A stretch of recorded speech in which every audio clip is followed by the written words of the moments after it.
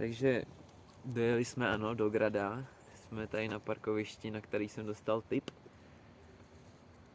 Já jsem po snídani a už jsme se tady i trošku prošli na pláž a tak, ale moře tam je takový divný, je velký odliv. No nic moc prostě. Ale teď se jdeme podívat do centra města. Mělo by to být historický centrum, tak snad tam bude něco k vidění. A já se vám ozvu, až budeme tam. Tak jo. Jo, a ještě jsem chtěl říct, strávil jsem tady Silvestra, jsem tady byl noc, bál jsem se, chtěl jsem ho nejdřív trávit někde mimo civilizaci, kvůli ohňostrojům, protože Hafan nemá rád úplně ohňostroje. Tak jsem myslel, že ho budu trávit někde mimo civilizaci, bál jsem se, že tady budou střílet, že Italové, bych řekl, takový jako slavící. Ale vylítlo tady jen pár dělbuchů o půlnocích, já nevím, prostě třeba 4-5, pár rán. A jsem tam pak nějaká rána ještě předtím, ale jinak to bylo docela mírný, což mě dost překvapilo. Ale jsem za to rád, takže jakože asi to není úplně špatný tady trávit Silvestra. Nebo takhle, v nějakým centru dění by to bylo asi rušnější, ale tady já jsem přijel asi v 11 hodin na to parkoviště včera večer. Dal jsem si jídlo, prošli jsme se tady po okolí trošku a šli jsme spát. Nebo takhle, do půlnoci jsme si počkali, jo, ale jinak jsme šli spát. No, takže Silvestr tady byl klidný.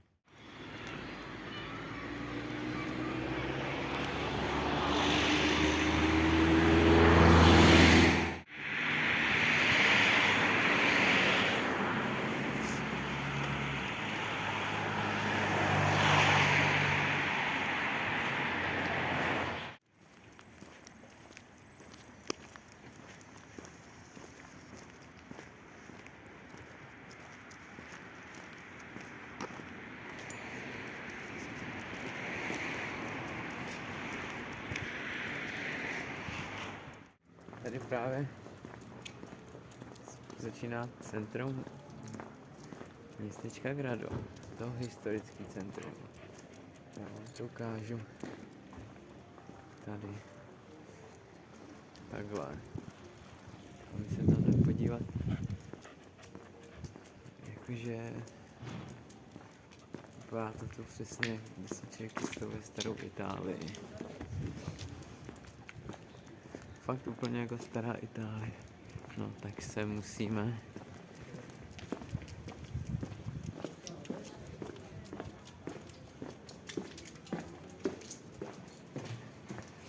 no.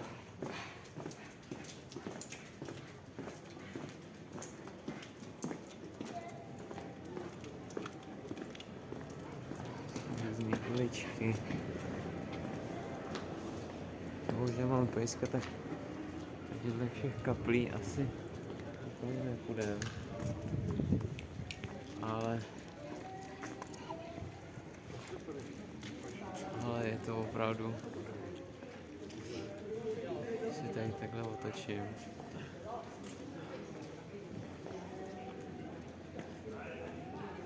Jsme dejme tomu nějakých, nevím, 8 hodin od České republiky jízdy. No, takže jako hustý, na nějaký Eurovíkend, proč ne?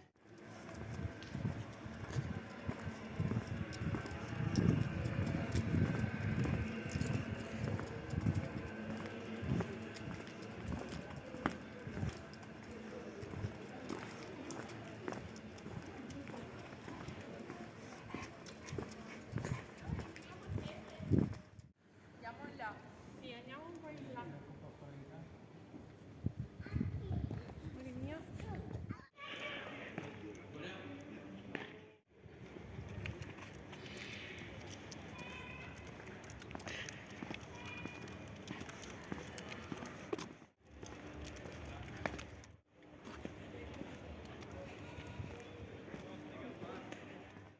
A už jsme zase u pobřeží, takže jsme to vlastně celý obešli.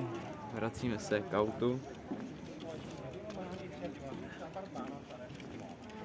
to tady ještě asi z Osla, co tady byly flašky včerejšího konce roku. No jo, tady to moře už voní trošku jinak. Je to krásný. Takhle jsem si to představoval. Ještě bych možná zašel na nějakou jinou pláž, kde bych možná smočil nohy. Ale teďka tady na sluníčku, nevím, že je 15 stupňů. Je to možný? Nevím. Možná trochu můj. No tak teď se po pobřeží vrátíme k autu.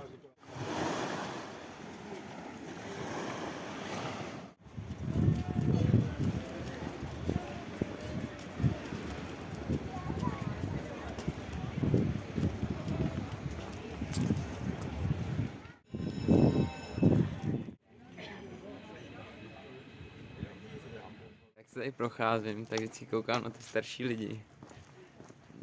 Na spoustě z nich je vidět, že to jsou prostě Italové, jako. To je prostě takový styl, že normálně prostě kmotr, jako. Nebo nevím, jak to mám říct. Fakt, že jo, to jenom já tady mám tričko Plzně, plzeňského Prazdroje a starou bundu. To si tady oblíkají jako fakt parádně. Někteří jdou na procházku a klobouk a pomalu oblek a trošku mi to závidím, taky mě to bavilo nosit, ale asi bych to neuměl na sobě nosit a nejsem zase taky úplně elegant, abych to mohl nosit. No, takže je to takový divný mluvit před lidma, ale vím, že mi vůbec nikdo nerozumí, takže mi to je vlastně úplně jedno. Takže tady před nima mluvím. Ale už se blížíme k autu, tak za chvíli tam budeme a pojedeme někam. Dostal jsem tip na jednu pláž, takovýho odpočívadla, tak se tam pojedeme podívat.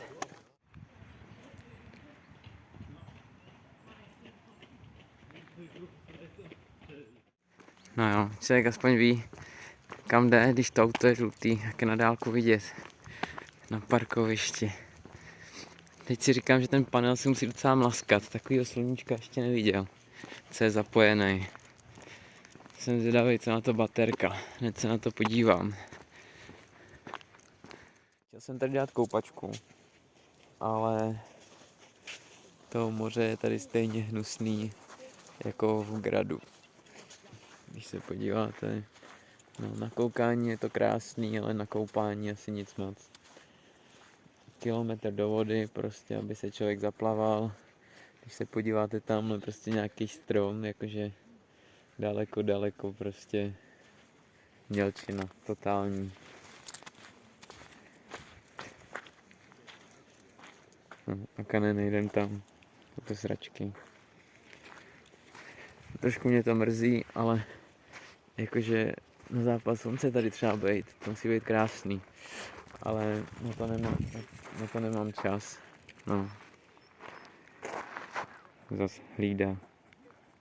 Procházím podél. A já bych řekl, že tohle je nějaká meduza, co zůstala na souši po odlivu. Vypadá to teda dost nechutně. Já na ní nechci šahat, ale vypadá to na medúzu nějakou, bych řekl. Tady je nějaký klacík.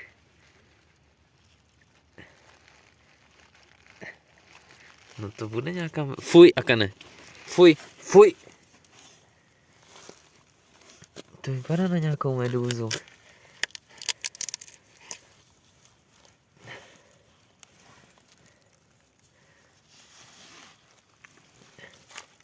Co to je, ty vole?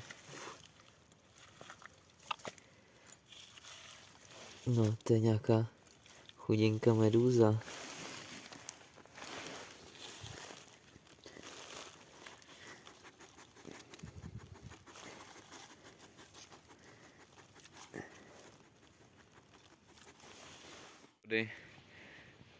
A ta už to asi nerozdechá.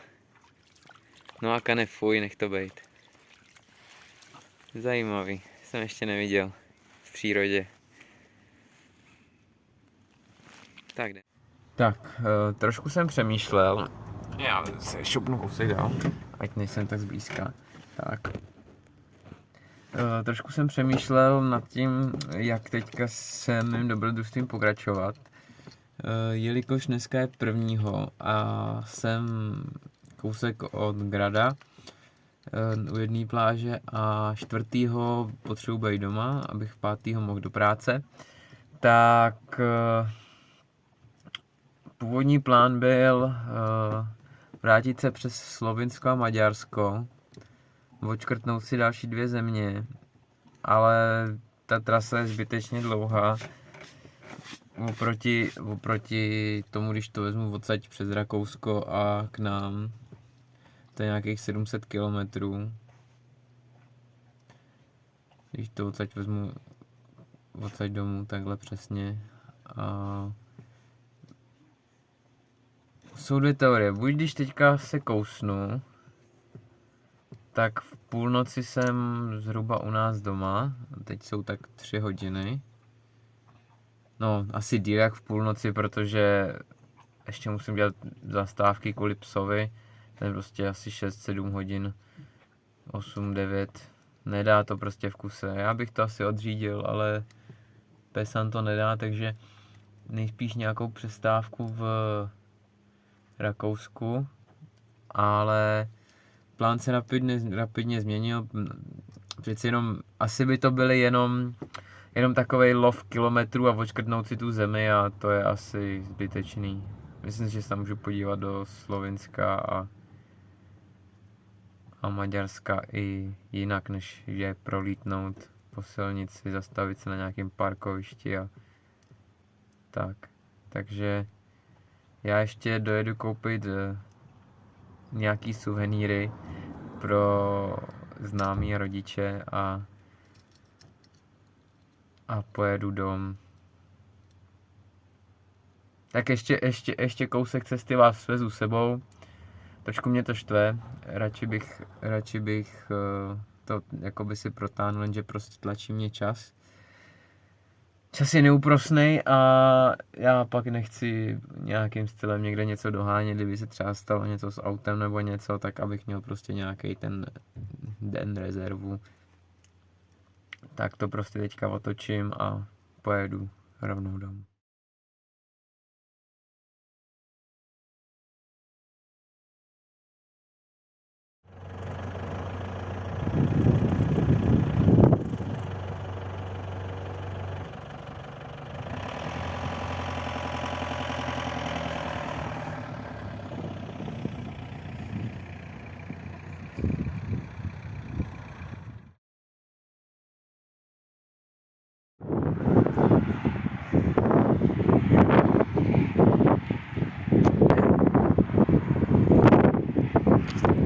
Takže jsme u konce naší cesty, ještě jestli budu dobře slyšet, jsme u konce naší cesty, vlezu si takhle za auto, abych byl v závětří a poslední záběr, co jste mohli vidět, tak byl z Itálie, úplně ze severu, kousíček od Slovinska, kousíček od rakouských hranic a tak to je poslední, co jste mohli vidět, rozhodl jsem se, že už řeknu, je to asi 70 km domů, že to ujedu na jeden zátah, už se mi nějak nechtělo kempovat, ještě si doma něco musím zařídit, takže hlavně to bylo celý takový narychlo, bez plánu, prostě cíl byl severní Itálie moře, což jsme si splnili, byl jsem v Gradu, což jsem rád, že se mi to povedlo splnit, potestoval jsem vlastně auto, protože žádnou takhle velkou cestu jsme spolu ještě neurazili, vždycky to byly jen tak nějaký menší výlety, či nějaký jako kemping někde u lesa nebo to, nebyl to žádný velký výlet a tohle to bude necelých 2000 km. Já pak nakonec ještě tohoto videa dám nějaký souhrn nějakých bodů, kolik jsme jeli kilometrů, kolik jsme spálili nafty, co mě to stálo a takovýhle věci. A já vám děkuju, že jste to dokoukali až sem. Jestli se vám to líbilo, můžete zanechat like, odběr či nějaký komentář. Děkuju vám za všechnu podporu. Já jsem koukal, že tam bude už 50 odběratelů, což jako děkuju všem určitě, ale určitě nedělám kvůli tomu, abych sbíral odběratele, spíš si dokumentuju vlastně svoji cestu, abych jednou, když se podívám, si mohl říct, jako Adame, prostě všechno dokázal, co si udělal, bez byl, prostě nemusíš ničeho litovat. Tak a já vám teda děkuju a nebojte se dělat kraviny, ať máte na co vzpomínat. Čau.